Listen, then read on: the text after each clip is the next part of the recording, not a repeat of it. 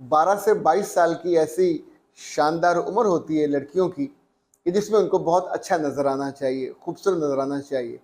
मगर एक चीज़ ऐसी है जो उनकी खूबसूरती को भी खा जाती है और उनके एतमाद को भी खा जाती है। ये वो उम्र है जिसमें बच्चियाँ मैट्रिक में, एफएससी में और उसके बाद पढ़ रही होती हैं और उनके चेहरे पे शदीद एक्नी आ जाती है।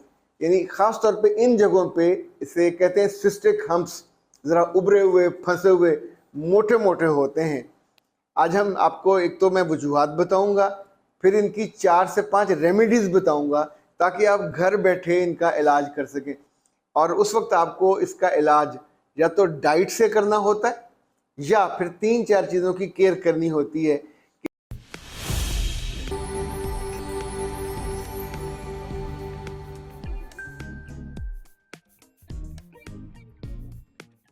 बिस्मिल्लाहिर्रहमानिर्रहीम। खातिन हज़रात, मैं हूँ अख्तर अब्बास और आप सबको मेरा सलाम पहुँचे।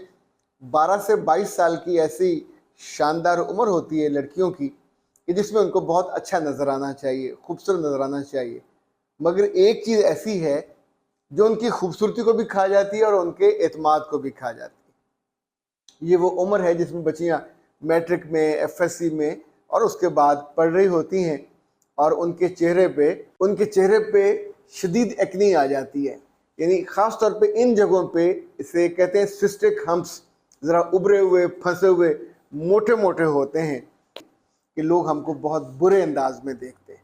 हमारा किसी से बात करने को दिल नहीं करता, किसी के घर जाने को जी नहीं चाहता, कोई मेहमान आया हुआ हो तो उसके सामने जाने को जी नहीं चाहता, चूँकि लोग स्पेयर नहीं करते।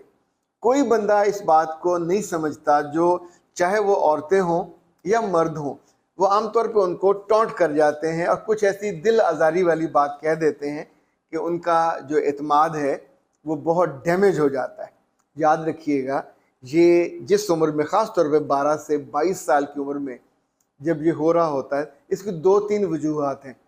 आज हम आपको एक तो मैं वजूहात बताऊंगा, फिर इनकी 4 से 5 रेमेडीज़ बताऊंगा ताकि आप घर बैठे इनका इलाज कर सकें। क्योंकि कुछ लोगों को मर्ज़ होता है, मसला जितना मर्जी बड़ा हो, डॉक्टर के पास नहीं जाना, पैसे खर्च नहीं करने, ओके कंजूसी करें, पर अपने चेहरे पे आपको फ्री में वो रेमेडीज़ बताऊंगा कि जिससे आप घर बैठे इसका इलाज कर सकें। पहले इस बात को जान लीजिए कि ये होता क्यों है। सबसे बड़ी बात, जब 12 से 22 साल की एज में हार्मोन्स डिस्टर्ब होते हैं तो उसकी वजह से एक्नी चेहरे पे आती है और ये एक्नी आपको बदसूरत बनाती है। 12 से 16 साल की उम्र में अगर हार्मोन सेट हों तो चेहरे पे एक्नी नहीं आती। कुछ खवातीन को 40 से 45 साल की एज में एक्नी आती है और ये भी एज वो होती है जब उनके हार्मोन्स डिस्टर्ब होते हैं।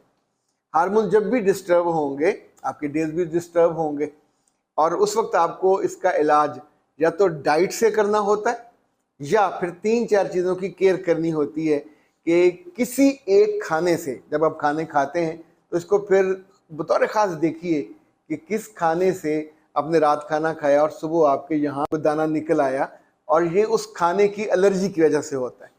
वो बच्चियाँ जो ज़्यादा मसाला खाती हैं उनके साथ होता है।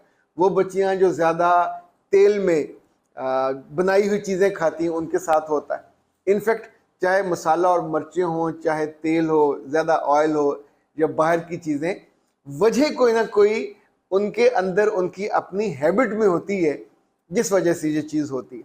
इसी तौर पे कुछ बच्चियाँ ऐसी हैं जो स्कार्फ लेती हैं, उनके साथ ये मसला होता है, बार बार होता है। स्कार्फ वाली बच्चियों के लिए पहला जो हल है वो ये कि हर रोज़ स्कार्फ को कम से कम आपके पास 2-3 होने चाहिए। जो आज आपने स्कार्फ कैरी किया, कल वो पहन के नहीं जाना, क्योंकि सबसे सेंसिटिव स्किन ये है। और जब आपके साथ वो मैला स्कार्फ लगता है तो ऑफ कोर्स फिर आप उसको रात को धोएं। दूसरी रेमेडी, जो लड़कियां ब्लैक मास्क लेती हैं वो बिल्कुल बंद कर दें। ब्लैक मास्क खूबसूरत लगता है, आपको ज़रा ग्रेसफुल बनाता है, लेकिन उससे ये होता है कि ये पूरी रोशनी को और सूरज की तपश को, उनकी शॉओं को अपने अंदर एब्जॉर्ब करता है, उस वजह से बेकनी होती है। उसका आसान हल ये है कि वाइट का मास्क ले लें या लाइट ब्लू वाले जो मास्क हैं वो ले लीजिए। तीसरी रेमेडी इसकी इससे भी शानदार है और ये उन बच्चियों के लिए है जो समझदारी के साथ अपना इलाज कराना चाहती हैं। आपके पास रोज़ वाटर होना चाहिए, थोड़ा सा बेसन होना चाहिए और बेसन के साथ आप हल्की सी हल्दी डालेंगे। इन तीनों को मिक्स करेंगे और बहुत धीरे से अप्लाई करेंगे। इनको रगड़ना बिल्कुल नहीं है, यानी जहाँ जहाँ एक्नी हो आप उसको धीरे से अप्लाई करेंगे, टैपिंग जैसे करते हैं वो वाली कैफियत होगी।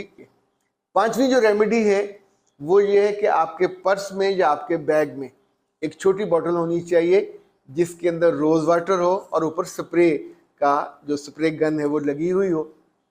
दिन में जब आप कॉलेज में यूनिवर्सिटी में हो कम से कम 3 दफ़ा आपको अपने चेहरे पे रोज़ वाटर स्प्रे करना चाहिए। शाम में जब घर पहुंच के रात को सोने से पहले ये ज़रूर दोहरा लें। दिन में 5 दफ़ा बनेगा, 3 दफ़ा वर्किंग आवर्स में, 2 दफ़ा घर यानी शाम में और रात में। आपके चेहरे पे जो एक्नी का मसला है जिसने आपको डिप्रेशन में डाला हुआ है, और एक्नी की सबसे बड़ी वजह जो शादी के करीब लड़कियों को हो जाती है, जो इम्तहान के करीब हो जाती है और उसमें एज ग्रुप का कोई वो नहीं है। जब भी आप स्ट्रेस में होंगे, जब भी आप खौफजदा होंगे और किसी चीज़ को अपने सर पे सवार किया होगा, मर्जी खूबसूरत शक्ल आपको दी हो, जितना मर्जी ख़ानदान सपोर्टिव हो, अदारा भी अच्छा हो, आपकी ट्यूशन भी चल रही हो, पर वो जो खौफ है, वो जो टेंशन है, जब आपने लेनी है तो उसने आपको फिर डिप्रेशन में लेके जाना है।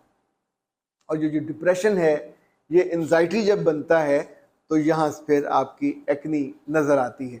अच्छा, वो बच्चियाँ जो इनमें सारी फटीकों में नहीं पढ़ना चाहती, क्योंकि ऐसी शहजादियाँ भी तो हैं ना, वो कहते हैं करना कख नहीं है, अपने आप ठीक हो जाए, को फूंक मार दें। ये फूंकों से, दम से ठीक नहीं होते।